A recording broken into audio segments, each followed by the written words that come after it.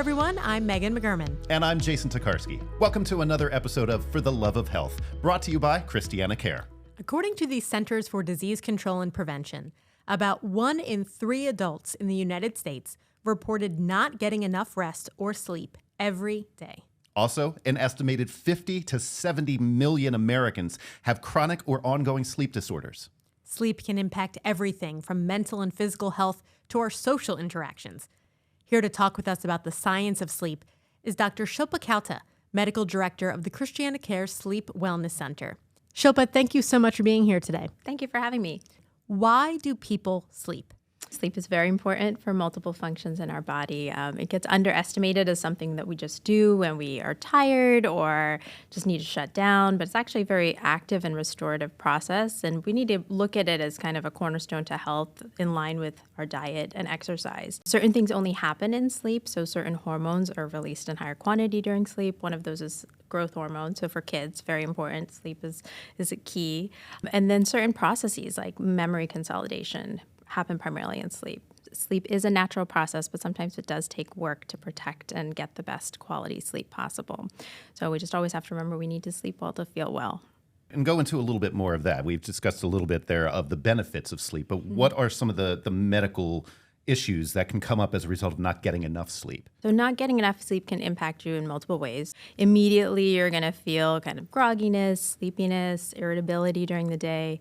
There's some other immediate impacts that you might not feel but are kind of happening in the background. So if you don't sleep well, you might have high blood sugars. Your blood pressure might be elevated during the day. On the other side, there's kind of more long-term effects of not getting enough sleep chronically. And so primarily, we care about kind of the cardiovascular risks that come with not enough sleep. So this can be putting you at risk for stroke, heart attack, abnormal heart rhythms like atrial fibrillation, and cognitive changes over time and with age. So you alluded earlier to the fact that it's now being seen as critical as diet and exercise. Why is it part of the conversation now? Why wasn't it always part of that conversation? I think for a long time we looked at sleep as just something we do when we have nothing else to do. Our body is shutting down. It's a natural process we don't have to pay attention to or focus on. And in our society, we sometimes look at sleep as a weakness, or if you're able to function on a low amount of sleep, that is kind of a badge of success or a badge of honor. And so we actually really need to change that conversation and switch it to be something you're proud of. Like if you make sure you get enough sleep, that is something to be proud of, like making sure you get up every day to exercise. So I think over time, we've realized the associations of health risks and symptoms with not getting enough sleep or poor quality sleep, that conversation is changing. Let's talk about those badge of honor listeners, the ones who sleep at midnight, up at 4, and say, I can go all day, I'm fine. Are they just built differently, or are they just kind of hiding that struggle? So that's a hard thing for us to figure out. We know that sleep need is kind of a bell curve. So the average person needs somewhere between 7 to 9 hours of sleep. There is a group that can function at 6. There's a group that might need more, like 10 or 11. But as a society and as people, we struggle to know which group we're in. And at certain times of your life, you can handle sleep deprivation better than others. Is there a way for somebody to know, other than, oh, I'm tired, I'm groggy, I feel like I'm not getting enough, to know what their ideal target sleep range is? There's no easy way to know other than your own body kind of giving you the signals that you didn't get enough sleep. So you're going to find that, okay, if I slept 6 hours, this is how I feel. But if I slept 8 hours, this is how I feel. So I definitely do better with more sleep. But at younger ages, sometimes you can have less sleep and still feel okay, but those impacts of not getting enough sleep are still there. So it's safer to target 7 to 8, not necessarily meaning everybody needs that exact amount, but it's safe to kind of protect that and make that your goal because that's going to be better for your overall health. Do you have any advice for those who know they're in the 8-9 hour camp, but maybe have a newborn or another life change that's just not making that possible? Yes, and so there's these unavoidable stages of life, specifically when you have newborns, young kids at home that are waking up, that we are going to be sleep deprived. And so the key is that at a younger age, if we figure out that sleep is important and learn to protect it, when we get to those stages, we know how to target it better. So if you value sleep and protect it, that's going to help you at that stage say, okay, I got my kid to bed, I have an extra hour before I usually go to sleep. And when you get faced with the choice of, do I sleep, Do I watch TV or do I get that chore done that I didn't have time to do earlier in the day? What do I do? And so if you've already learned to value sleep, at that moment you might be like, okay, I need to sleep because that's going to help me be more successful the next day. It's going to help me be a better parent. It's going to make me feel better overall. And so it's understanding there are times where you're not going to get enough sleep, but valuing it and being able to kind of compensate and kind of fix your schedule when you can. Can you catch up on sleep, or is that a myth? Yeah, so to a certain degree you can. So it does help to kind of catch up on some of that sleep. But there's been studies that have shown that not sleeping enough for a 5-day period and then catching up on that overnight does not produce the same kind of reaction times and performance that would happen if you kind of got a consistent amount of sleep over those 5 days. So it's, if you've really been in a deficit, sleeping in a little more over the weekend is going to be helpful, but it's not going to recover you completely. So the ChristianaCare Sleep Center is a fairly new area that we have available. Tell us about where that came from and what you're doing there. The ChristianaCare Sleep Wellness Center opened about a year ago. We're located in MAP 2, which is on the Newark Christiana campus. We are a comprehensive sleep center that brought sleep to one centralized location. Prior to this, we were kind of a little spread across the medical system. We had a sleep lab and we had sleep specialists in different practices. And now we brought all of it to one location.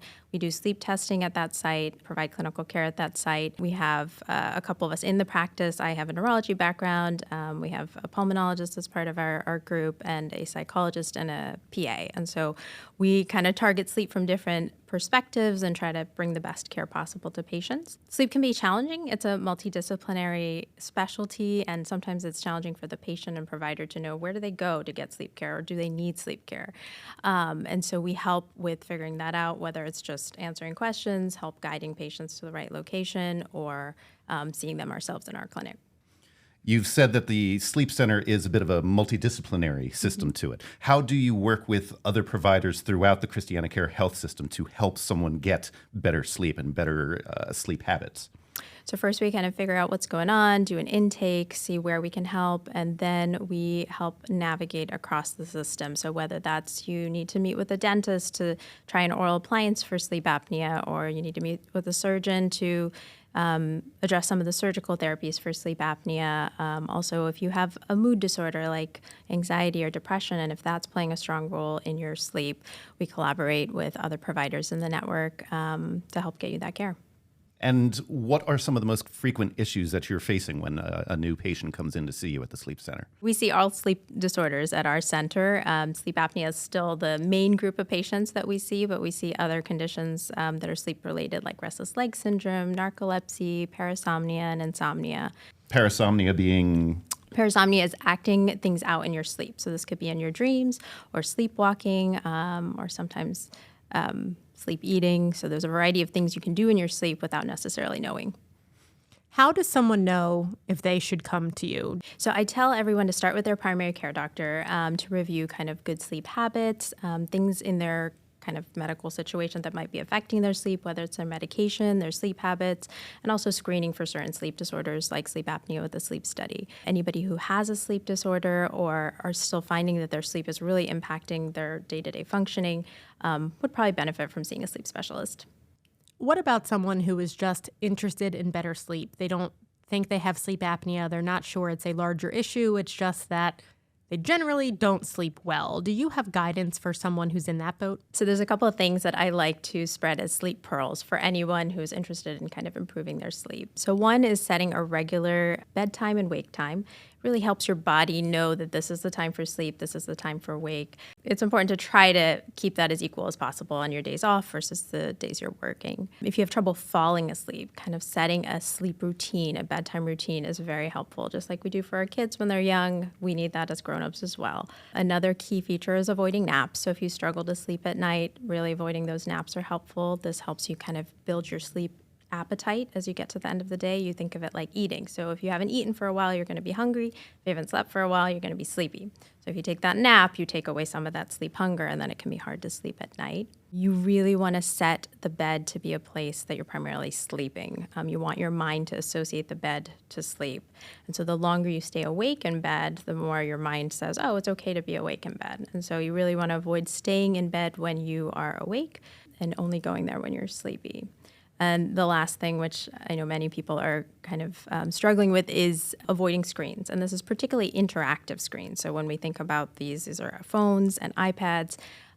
It's not just the blue light, it's the area of the brain that activates when we are looking at those sorts of screens and kind of pushing something or hitting something and then going on to the next screen. And this affects your ability to fall asleep and can actually affect your sleep quality at night as well. What about when you're talking about devices, if you're using a device as like an e-reader, how does that factor in with the interactive, or is that still affecting that blue light and all of that? A lot of the e-readers are good in that they're minimal light. If there's nothing else that can alert you to, like, you got a text message or there's somebody at the front door, if it's just purely a reader that's reading a book, those tend to be safe. We've mentioned several times how sleep has become more of an important issue that people are paying more attention to.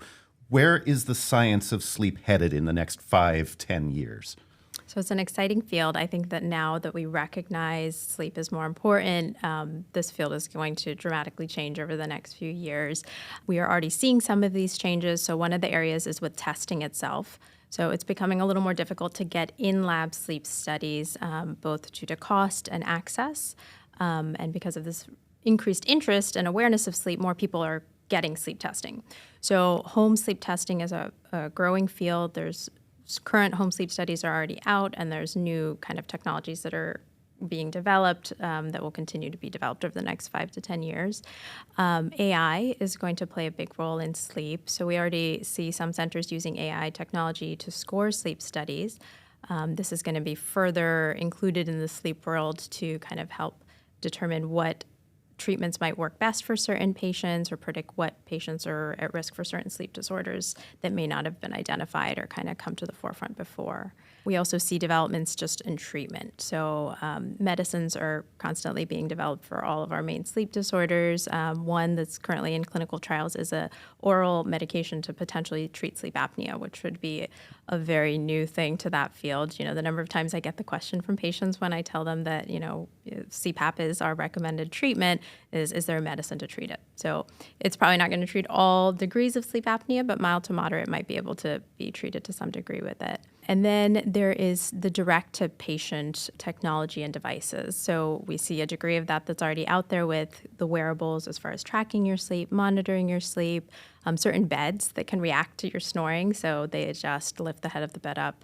So this is a growing field. It's going to continue to change over the next few years to allow patients and people to kind of understand their sleep better and kind of use certain treatments to improve their sleep quality.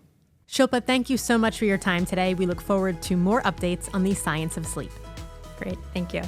We'll have links to ChristianaCare's Comprehensive Sleep Wellness Center in the show notes at ChristianaCare.org. And while you're there, you can subscribe to For the Love of Health on Apple Podcasts or Spotify and follow ChristianaCare on social media. Just search at ChristianaCare. We'll be back in 2 weeks with another great conversation. Until then, thanks for joining us for the love of health.